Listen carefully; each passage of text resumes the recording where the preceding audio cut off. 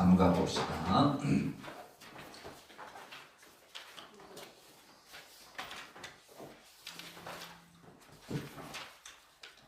(14조)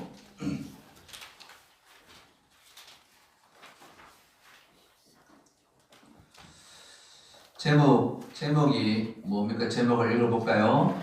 죄는 무엇인가? 예. 오늘의 학습 목표는 죄를 알게 하고 용서받는 기쁨으로 살아가야 하게 한다. 사람들은 일반적으로 당신이 죄인이라는 말을 들으면 싫어합니다. 그렇잖아요. 여러분 처음 예수 믿기 전에 당신이 죄인입니다 그 말을 들었을 때 어릴 때부터 교회 다니신 분 말고 중간에 예수 믿으신 분들, 교회 다니는 사람들이 나를 향해서 당신이 죄인이다 하면 그때 기분이 좋아요? 안 좋아요? 안 좋잖아요. 내가 뭔 죄를 저질렀다고. 저도 요즘 전도하면 죄인이다 그 말을 하면 내가 도둑질 했나 뭘 했나 왜 너를 죄인이라고 하느냐고 그렇게 말하는 분들이 있는데, 근데 이제 우리 신앙의 신비가 그렇잖아요. 내가 죄인인 것을 고백하는 순간부터 하나님의 은혜가 임한 줄 믿습니다. 이게 아이러니하게 내가 죄인인 것을 고백할 때에 그에게 더 큰 은혜가 부어진다. 그런 내용들이 오늘 본문의 내용입니다. 자, 여러분은 지금까지 그거 한번 같이 한번 읽어볼까요? 여러분은 지금까지 무엇이 죄라고 생각하게 했었습니까? 죄라고 하면 물건을 훔치는 것, 거짓말하는 것 등을 쉽게 생각합니다. 그러나 비단 이것만이 아닙니다. 죄는 우리가 생각하고 있는 것보다 훨씬 더 그 범위가 넓습니다. 성경은 죄가 하나님의 말씀을 지키지 않는 것에서부터 출발한다고 지적하고 있습니다. 고통을 주는지 모릅니다. 그러나 지난가에서 공부했듯이 하나님은 우리들을 사랑하시기 때문에 우리들을 죄 가운데 그냥 내버려 두시지 않으시고 예수님을 통해서 죄 씻음을 받도록 해주셨습니다. 아멘. 자, 첫째 1번 죄는 무엇인가? 사람들 중에서 죄를 좋아하는 사람은 아무도 없죠. 그렇지만 무엇이 죄인지를 잘 모르는 사람들이 참 주변에는 참 많다. 그러니까 사람들은 수많은 죄를 짓고 있지 않습니까? 그렇기 때문에 우리들은 무엇이 죄인지를 바로 알고 있어야 죄 짓는 삶을 살아가지 않죠. 그럼 다음에 성경 구절을 통해서 무엇이 죄인지, 성경에서 말하는 근본적으로 죄가 무엇이라고 말하는지 한번 우리가 살펴보도록 합시다. 요한일서 3장 4절 말씀에 이런 말씀이 있죠. 한번 읽어볼까요? 죄를 짓는 자마다 불법을 행하나니 죄는 불법이다. 죄가 뭐라고 했습니까? 불법이다. 죄는 불법이다. 죄는 무엇인가? 불법. 여기서 곧 법을 어기는 것을 바로 죄라 그렇게 말을 합니다. 그래서 여러분 나라에는 헌법이 있고 법률이 있고 그렇잖아요. 자, 나라의 헌법, 법률, 또 사회규칙, 지방자치단체, 조례, 규례 이런 거 있잖아요. 이걸 어기는 것이 당연히 죄죠. 그래서 여러분 요즘 대통령이 그래요. 헌재에서 판단을 할 부분이죠.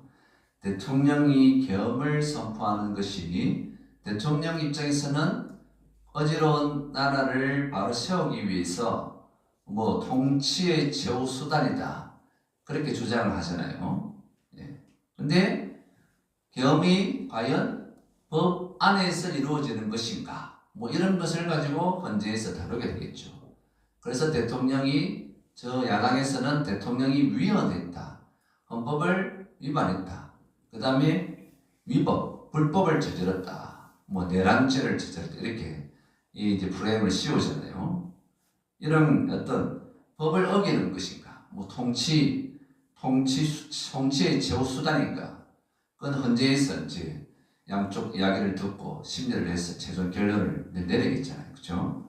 자, 그처럼 이런 이 나라에서도 법이 있는데 법을 지키지 않는 것을 우리가 불법이다 하잖아요. 불법을 저지른다. 예, 불법. 죄가 바로 불법인데. 근데 성경에서 말하기를 하나님의 법을 어기는 것은 더 큰 죄가 된다. 예. 사람들이 이 하나님의 법을 잘 알지 못하기 때문에 어기는 것인데, 하나님의 법은 바로 뭡니까? 책에 됐잖아요. 하나님의 법은 성경 말씀이다. 그래서 죄는 뭐냐? 밑에 그 줄을 뚝 쳐보시는데, 죄는 곧 성경 말씀대로 살지 않는 것 모두를 죄라고 합니다. 거기다 줄을 딱 치세요. 빨간 줄. 자, 죄가 뭐라고요? 성경 말씀대로 살지 않는 것. 그게 여러분 성경 말씀은 딱 두 가지 하나님의 명령입니다. 하라. 그 다음에 또 반대로 뭐요? 하지 마라. 이 두 가지로 성경 말씀의 내용을 우리가 요약할 수 있거든요. 하라. 서로 사랑하라. 거짓말 하지 마라. 미워하지 말라. 그런 기준에서 볼 때 참 우리가 예수를 믿는다고 하면서도 여러분 지난 며칠 동안 죄를 좀 지었습니까? 안 지었습니까? 알게 모르게 이제 그런 죄를 우리가 저지르고 있다. 그래서 여러분 죄라는 단어가 히브리어로 하마르티아라는 뜻입니다. 이건 뭐냐면 죄의 개가 옆에다가 적어보시면 관역에서 벗어났다. 관역에서 벗어났다. 그러니까 여러분 올림픽 얼마 전에 올림픽 있었지만 올림픽 양궁 선수가 그 관역을 남아있어 화살을 착 쏘는데 근데 그 관역을 1점짜리 안에도 안 들어가는 그런 경우도 있지 않습니까? 예. 그러니까 죄는 이 관역이라는 하나님의 말씀이라는 이 관역에서 우리가 벗어나게 되는 그게 바로 죄다. 그러니까 여러분 죄는 세상적으로 말해서 무슨 법이나 이런 것을 어기는 그 차원을 넘어서 하나님의 말씀을 벗어난 그것이 죄다. 그런 기준에서 볼 때 참 우리가 하루에도 얼마나 많은 죄를 저지르는지 알 수가 있잖아요. 자, 넘겨보시고요. 10.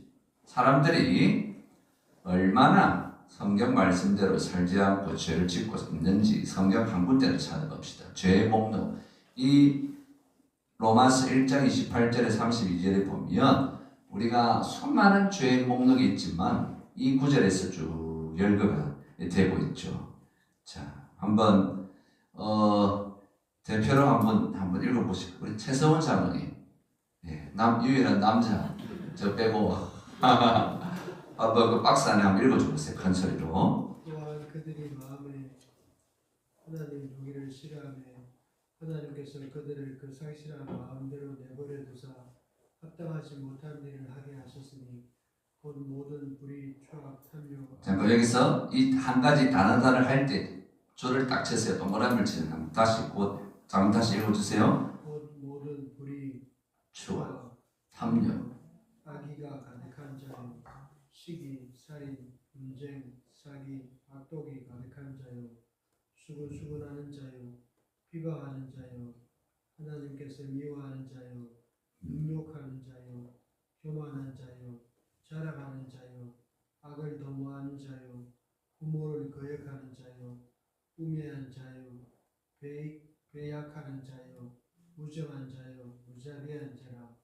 그들이 같은 일을 행하는 자는 사형에 해당한다고 하나님께서 정하심을 알고도 자기들만 행할 뿐 아니라 또한 그런 일을 행하는 자들을 옳다 하느니라. 자, 여기서 이런 죄 목록을 말씀하시면서 이 죄에 대한 대가는 심판은 뭐라고 했습니까? 사형에 해당한다. 우와, 이거 여러분 보세요.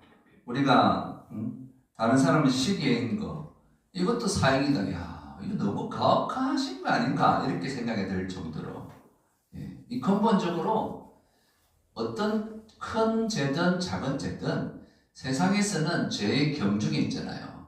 근데 하나님 나라의 법칙에서는 죄의 경중이 별로 없습니다. 물론 그러나 특별하게 여러분 죄 중에서 성령을 해방한 죄, 그 다음에 동성애 있죠. 동성애 죄는 구약시대에도 그냥 바로 추결했습니다. 그러니까 여러분 동성애가 하나의 죄 중에 하나 정도의 죄가 아닙니다. 그것은 하나님의 창조 질서를, 하나님 존재 자체를 무너뜨리는 아주 악한 동성애. 그래서 제가 참 놀라운 게 어떤 이제 이런 차별금지법에 이런 것에 대해서 이제 지극히 반대하는 것이 정상인데 그렇지 않는 목회자들도 있어요. 자유주의 신앙이나 이렇게 그런 목사님들 가운데서 얼마 전에 무슨 이야기를 들었는데 동성애는 우리가 짓는 죄 중에 하나만 똑같다 이렇게 생각하는 거예요. 예. 그래 자기는 동성애자들 투례를 써준 이건 완전히 자유주의 신학 완전히 뭐 그 정도는 아니고 그 정도까지 훨씬 넘어서는 그런 죄하고 이 동성애나 성령을 해방하는 죄 말고 다른 죄들은 이제 정말 하나님 앞에 크고 작은 죄의 경중이 없습니다. 이 동성애나 이런 죄는 정말 하나님께서 아주 엄밀하게 심판하시는데, 자 위의 성경 본문에서 지적하고 있는 모든 불법은 곧 죄가 됩니다. 여러분 가운데서 이런 불법을 하나도 행하지 않았다고 자신있게 말할 수 있는 사람이 어디 계십니까? 한번 손 들어보세요. 아무도 안 계시네요. 아마 아무도 없을 것입니다. 사람이라면 다 이런 죄를 짓기 마련이죠. 성경은 모든 인류가 다 죄인이다 이렇게 고발을 하고 있습니다. 자, 이런 고발에 대해서 어떻게 생각하십니까? 자, 보세요. 그 빈칸에다가 여러분, 내가 예수님을 믿기 전에는 죄라고 생각하지 않았던 것이 이제는 죄라고 여겨지는 것이 있다면 어떤 것이 있는지 생각해 봅시다. 한번 적어보세요. 위에 있는 죄의 목록 가운데서 내가 예수 믿기 전에는 이 정도는 죄라고 생각하지 않았던 목록이다. 그런 게 있습니까? 한번 적어보세요. 거기다가 빈칸에다 적어보세요.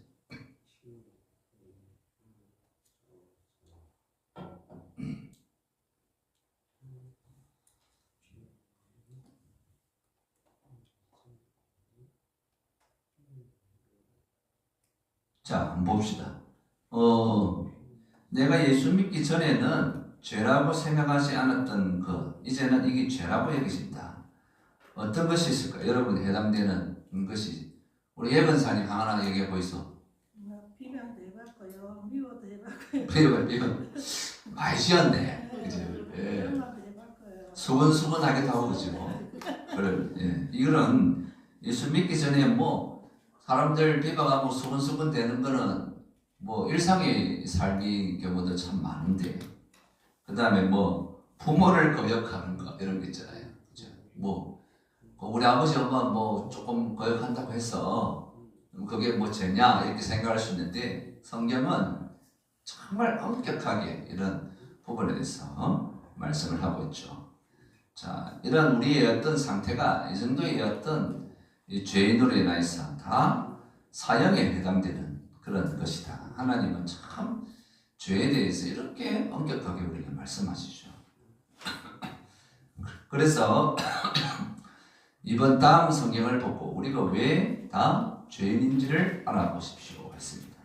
로마서 3장 10절 한번 같이 읽어볼까요? 의인이 하나도 없다. 다 죄인이다. 로마서 3장 23절은 모든 사람이 죄를 범하였으며 하나님의 영광에 이르지 못하더니. 그래요, 여러분. 자, 옆에다가 메모란에다 이걸 한번 적어보세요. 구원의 선물은, 자, 적어보세요. 구원의 선물은 자신이 죄인임을 인정하는 자에게, 구원의 선물은 자신이 죄인임을 인정하는 자에게 주어지는 하나님의 선물이다. 아멘 되십니까? 예, 적는다고 정신 없으시죠? 구원의 선물은 자신이 죄인됨을 인정하는 자에게 주시는 하나님의 선물이다. 그렇죠? 자기가 내가 죄인이다 인정 안 하는 사람들은 절대 하나님 믿을 수가 없어요. 하나님이 들어갈 공간이 없는 거예요. 내가 참 죄인이고 이 죄 때문에 내 자신을 바라볼 때는 참 희망이 없어. 이런 사람들에게 하나님의 구원의 선물이 주어진 줄로 믿습니다. 그래서 우리가 이렇게 오늘 나는 왜 죄에 대해서 공부하는 이유가 그렇잖아요. 우리가 철저한 죄인임을 고백할 때에 역설적으로 하나님의 은혜가 주어진다. 그런 것입니다. 자, 그러면 2번. 하나님은 죄인에게 어떤 벌을 내리시는가? 어떤 벌을 내리시는가? 밑에 하나님은 우리를 한번 읽어볼까요? 하나님은 우리를 사랑하시지만 오직 죄를 미워하신다고 성경에 나와 있습니다. 하나님은 죄를 지은 사람에게는 벌을 내리십니다. 여기에 누구도 예외가 될 수 없습니다. 그럼 하나님께서 어떤 벌을 내리시는지 알아봅시다. 이게 이제 여러분 세상 사람들도 뭐 그렇게 말하죠. 죄는 미워하되 사람은 미워하지 말라 이 말이잖아요. 하나님의 마음이 바로 이것이죠. 죄는 죄 자체는 미워하는데 죄 지은 죄인에 대해서는 하나님이 미워할 수가 없는 거예요. 자, 어떤 벌을 내리시는가? 로마서 6장 23절 우리 잘 아는 구절이죠. 읽어볼까요? 죄의 삭은 사망이요.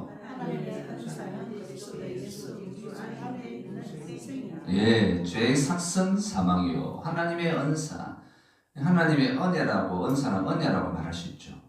죄의 삭은 결과는 사망이다. 예. 근데 여러분, 우리에게는 세 가지 죽음이 있습니다. 세 가지 죽음, 세 종류의 죽음 이렇게 매복한 있죠. 첫째는 어떤 죽음요? 영적인 죽음. 영적인 죽음은 가로를 치고 불신이라 적으세요. 불신. 하나님을 믿지 않는 영적인 죽음. 하나님을 믿지 않는 사람은 영혼이 죽은 사람입니다. 영적인 죽음. 그 다음에 두 번째, 육적인 죽음. 육적인 죽음이 뭡니까? 사망. 사망이죠, 사망. 저도 어제 우리 어머니 사망 신고서를 이제 동사무소에서 안 되더라고요. 주소가 저기 있으니까. 남부천까지 가가지고 사망신고서 이제 대신 제가 아들을 사고 왔는데 영적인 죽음, 육적인 죽음, 우리 육체가 죽음, 사망. 그 다음에 영원한 죽음은 뭡니까? 지옥이죠, 지옥. 저번 가에서 배웠죠. 영원한 죽음, 지옥. 사람에게는 이 세 가지 죽음이 있다. 그래서 결국 죄의 결과로 우리는 영적으로 죽고 육적인 죽음. 그리고 여러분, 우리가 실제로 죄를 짓지 아니하면 이 땅에서 영생불사할 수 있습니다. 영생불사. 근데 이 땅에서 영생불사할 수 있는 사람은 아무도 없죠. 다 죄를 지었기 때문에 결국 질병이 들어오고 사망이, 육체적 사망이 오는 거예요. 근데 에덴 동산에서 죄를 짓기 전에 아담과 하와는 영생할 수 있는 존재였습니다. 그런데 선악과를 따먹음으로 인하여서 이제 그곳에서 쫓겨나고 육체의 죽음이 오게 된 것입니다. 자, 시편 38편 3절 또 한번 성경 구절 읽어볼까요? 주의 진노로 말미암아 내 살에 성한 곳이 없어 나의 죄로 말미암아 내 뼈에 평안함이 없나이다. 자, 여기 보세요.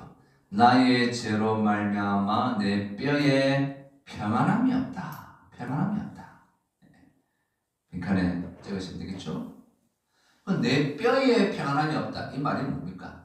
사람이 몸이 아프면 뭐라고 표현합니까?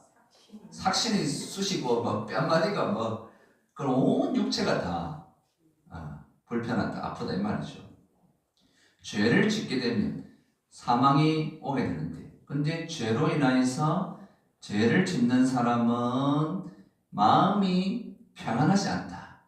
그래 여러분 무슨 드라마나 영화나 이렇게 보면 죄를 짓고 다닌 사람들은 도망자 있잖아요. 이런 사람들은 경찰만 지나가도 막 이런 말로 쪼린다 그랬잖아요. 겁을 내가지고 경찰 그 다음에 군인만 봐도 도망을 치잖아요. 죄진 사람은 그래서 여러분 그렇잖아요. 도저 몇십 년 동안 도망치다가 그죠? 도저히 불안해서 못 살아서 자기가 자수하러 경찰서 오는 사람, 그런 사람도 있잖아요.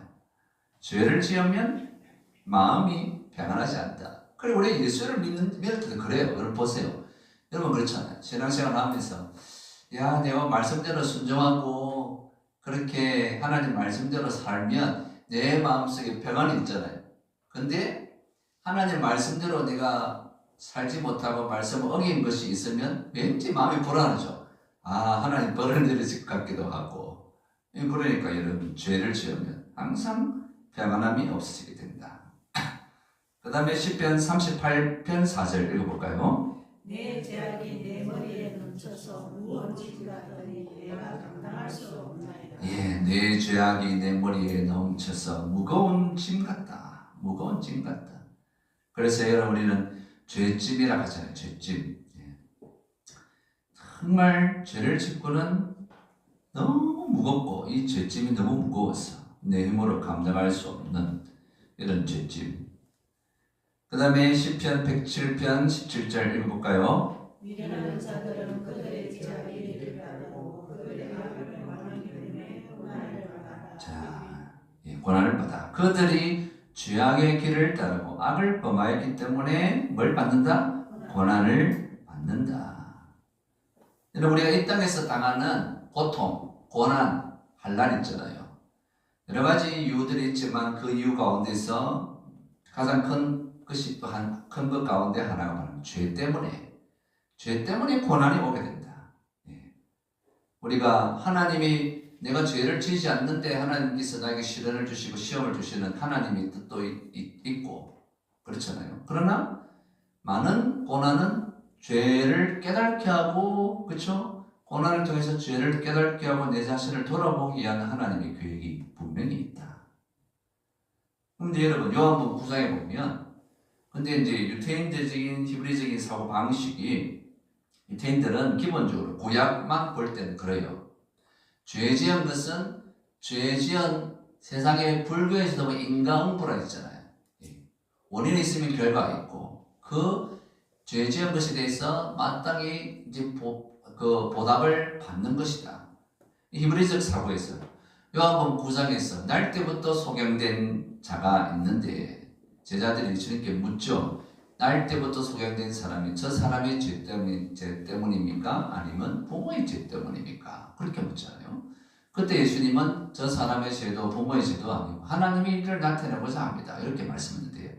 크게 두 가지죠. 하나님의 일을 나타내기 위해서 고난이 오는 경우도 있고 그 다음에 또 하나 죄 때문에 고난이 오게 된다. 그러니까 여러분 우리가 나에게 시련이 있고 고통이 있을 때 이걸 분별을 잘해야 되겠죠. 그렇잖아요.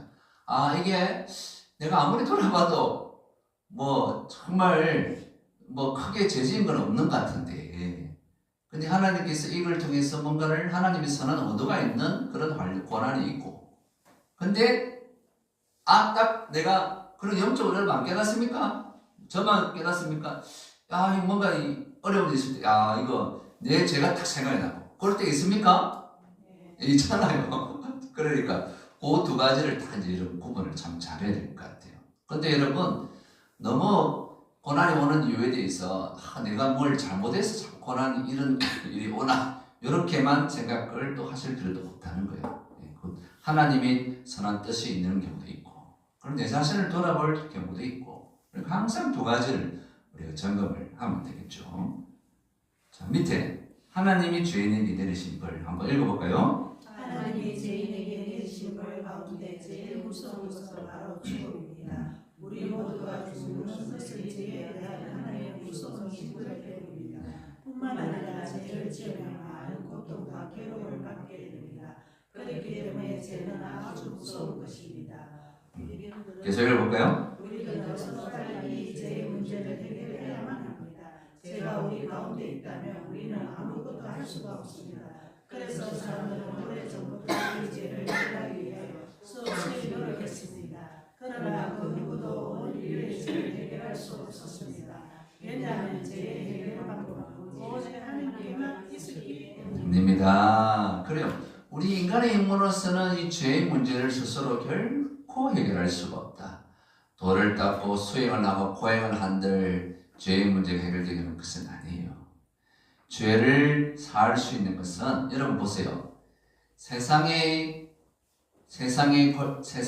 권력자 가운데서 법정에서 죄를 선고받아서 죄수가 된 사람을 사면할 수 있는 권한이 누구에게 있습니까? 대통령이 있잖아요. 대통령에게. 그렇잖아요. 세상의 법. 대통령이 왜 사면할 수 있느냐? 대통령은 최고의 권력자잖아요. 그렇잖아요. 우리 하나님은 대통령과 비교할 수 없는 최고의 권력자이시고 이 세상을 창조하신 분이시고 사람들을 사랑하시고 용서할 수 있는 분이시다. 그분만이 최고의 권력자, 그분만이 죄를 사할 수 있음을 여러분 믿으시기 바랍니다. 그럼 오늘 신문에 잠깐 보니까 트럼프가 있잖아요. 어제 취임식했잖아요. 그 여러분 기사 보셨어요? 4년 전에 우리나라와 좀 비슷한 뭐 그런 부분이 겹치는 부분이 많잖아요. 뭐 의사당에 그죠 부정선거를 해서 이제 그 난동을 부려가지고 그 미국 사람들 5명이나 죽었어요. 경찰도 죽고 그 난동한 사람도 죽고 5명이 죽었거든요. 근데 그 의사당에 침입해서 그 이번에도 참 그 서부지구 가는데 이제 청년들이 절반이라 2030. 너무 가슴이 아프죠. 예. 참 뭐 청년들이 빨간 줄 꺼내는 게 그게 아무데나 창창한 그러니까 이제 제가 정치적 발언을 하는 것이 아니라 민주노총이나 이런데 막 그런 것을 해도 그냥 대부분 풀어주고 하는데 저 청년들이 2030 청년들이 대부분 저렇게 잡혀 있다는 게 너무 가슴 아프죠. 우리 어른으로서 공감하는 부분이잖아요.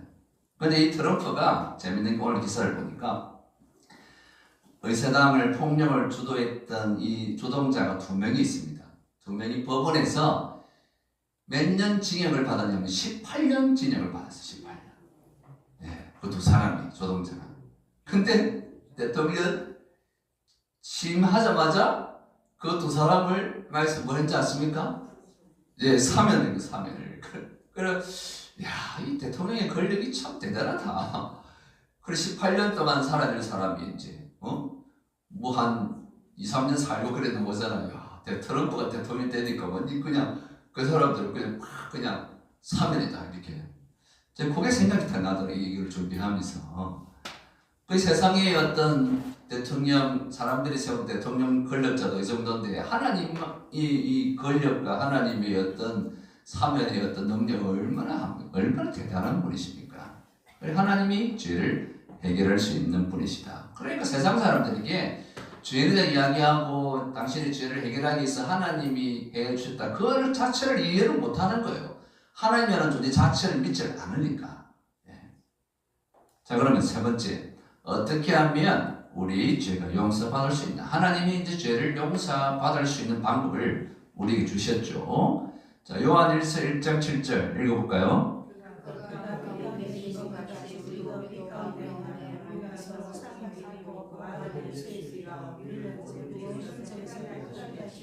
자, 무엇이 우리를 모든 죄에서 깨끗하게 해줍니까?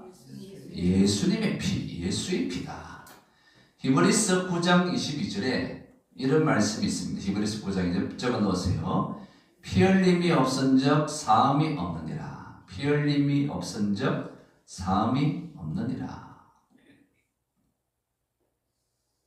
피 흘림이 없은적 사함이 없느니라. 구약에 근데 여러분 사람이 죄를 용서받을 수 있는 방법이 구약 시대는 어떻게 했습니까? 짐승을, 그죠? 내가 죄를 지었다. 그러면 짐승 한 마리를 제단에 가져와서 짐승을 죽여서 피를 흘리면 피 흘린 그 대가로 내 죄가 방면되었어요. 구약 시대는. 그러니까 구약의 이 하나님의 백성들은 참 여러 짐승을 들어야 되겠죠. 가난한 사람들은 죄도 못 질 정도로 그렇잖아요. 자기 지은 죄에 대해서 물론 1년에 한 번 대속죄일에 이제 하여튼 지을 때마다 이렇게 하는 것보다는 대속죄일에 그날에 짐승을 가져와서 이제 한 마리를 하나님이 그것까지도 짐승 드리면 그동안 지었던 죄를 다 방면당하고 뭐 그런 제도가 있었죠. 어쨌든 근데 이 구약의 제도 짐승을 죽여서 피를 흘려서 사함을 받게 했던 것을 이제는 우리가 그 수많은 짐승을 들이지 않고 예수님이 친히 뭐가 되셨습니까? 어린 양이 되셔서 피를 흘려주셨기 때문에 우리 죄가 과거와 현재와 미래의 죄도 다 용서받은 줄 믿으시기 바랍니다. 예수님 한 번에 딱 단번에 어린 양 제물로 되어주시기 때문에 왜 피를 흘려주느냐? 생명이 뭐에 있습니까? 뭐에 있습니까? 생명이 피에 있다. 성경 말하잖아요. 그 여러분 우리가 오늘날 이 시대에 사람들이 다 건강하게 살기를 원하잖아요. 의사들이 이야기하기를 원합니까? 피가 깨끗해야만 건강하대요. 건강. 예. 피가 깨끗해. 피가 맑아요. 여러분 젊은 사람들은 피가 어떻다 했습니까? 피가 끓는다. 그 피가 우리 몸속에 돌아다니면서 암세포나 이런 안 좋은 악한 세포들을 피 속에 이 좋은 세포들이 그렇죠? 그 안 좋은 세포들을 잡아 죽이는 거예요. 그래 젊은 친구들은 피가 끓으니까 예? 막 세포들을 안 좋은 세포들을 막 끓는 피가 막 다 죽이는 거예요. 그래 옛날에 우리 김일성이 젊은 사람 피 하고 그건 뭔 소용이 있노 그죠? 아산발이 심장마비로 죽는데 이제 그게 다 이 성경적인 원리가 다 있는 거예요. 그러니까 예수님의 피가 우리 생명을 살리는 것이다. 예. 자, 그래서 요한 1서 1절 9절 한번 읽어볼까요? 만일 우리가 우리 죄를 자백하면 그는 미쁘시고 의로우사 우리 죄를 사하시며 우리를 모든 우리에서 저 깨끗게 하실 것이요. 우리가 어떻게 하면 죄 사함을 받을 수 있습니까? 오늘 성경에서 위에 자백을 한다. 자백을 한다.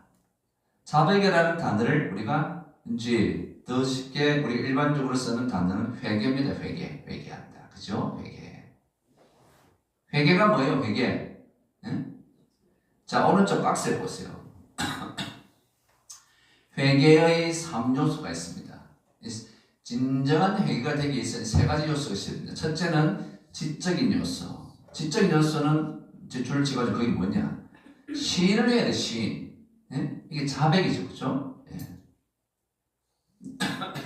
내가 어떤 죄를 지었다. 내가 내가 내 입술로서 지적으로 자백을 해야 돼. 시인을 해야 돼. 나는 죄를 안 짓는데, 이게 아니죠. 내가 지은 죄를 내가 아는 거야. 자백하는 거. 이게 지적인 요소. 그 다음에 두 번째, 뭔 요소입니까? 정적인 감정. 어떤 회개 뭐냐면, 슬퍼한다, 후회한다.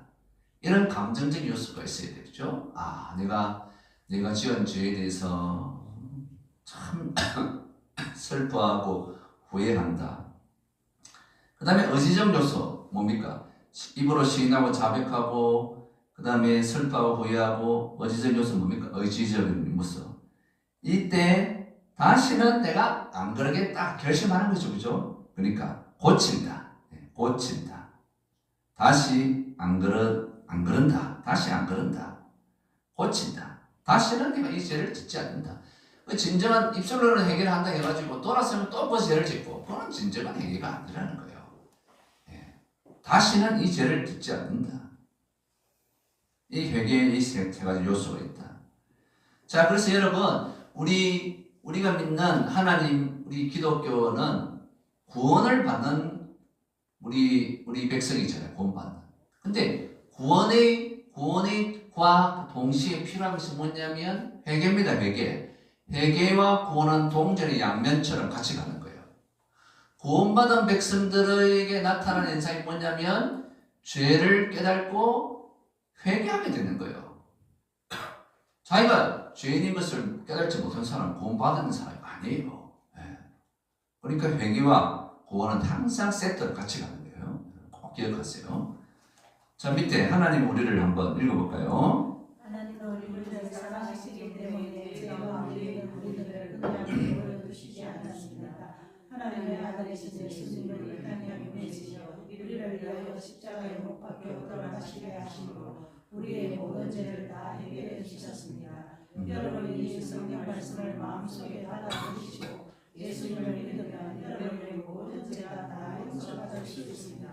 사랑의 하나님은 모든 사람이 다 예수님을 믿고 죄 씻음을 받을 수 있도록 해주셨습니다. 이것은 결코 어려운 것이 아니고 누구든지 쉽게 할 수 있는 것입니다. 계속 읽어볼까요? 우리가 우리 죄를 하나님께 솔직하게 시인하고 고백하면 하나님은 사랑하여 우리에게 그 죄를 용서해 주십니다. 여러분께서 그동안 지은 모든 죄를 하나님께 낱낱이 고백하십시오. 하나님은 지금도 여러분께 예수님의 믿음으로 모든 죄가 다 용서받기를 원하고 계십니다. 그러나 자기 자기를 이제 죄를 인정하지 않거나 지키게 고백하지 않는 사람은 누구도 용서받을 수가 없습니다. 네, 자 내용 잘 아시겠죠? 그죠? 자 이제 그 옆에 페이지에 한번 여기 1번부터 10번이 있는데 자 그래프에다 체크 1번부터 5 숫자가 좀 글자 좀 작죠? 보는 앞에는 1, 그 뒤에는 5 앞에는 1번 많이 했다 뒤에 5는 전혀 안 했다. 나는 거짓말을 많이 했다 하면 1번 치고 본 동그라미를 다 쳐보세요. 나는 전혀 안 했다 5번 이렇게 번호 위에다가 동그라미 치세요. 나는 도둑질을 많이 했다 1번 이런 식으로 체크를 해서 그 다음에 자기가 나온 점수를 한번 합산을 해보세요. 점수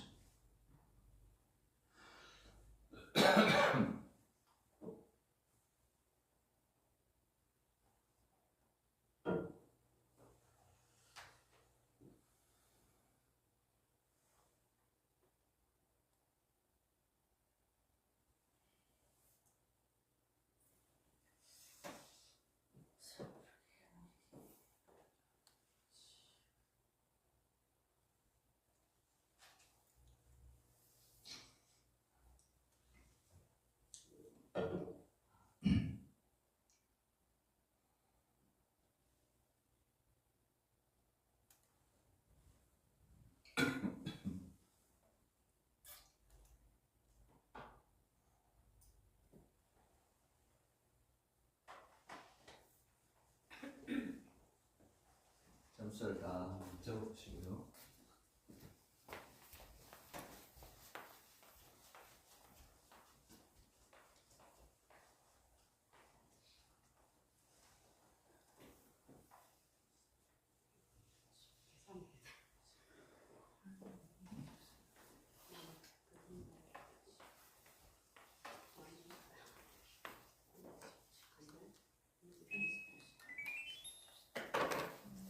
자,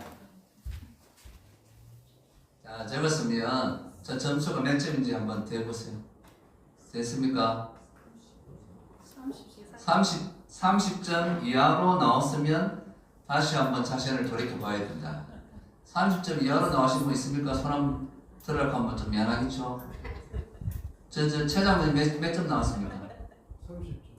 30점. 나 특거리 했대. 어이구야 참. 저 점장님에서 몇 점 나왔어요? 계산이 안 돼요. 일부러 계산 안 하는 거 아니에요? 계산이 안 돼요. 저는 37점 37점.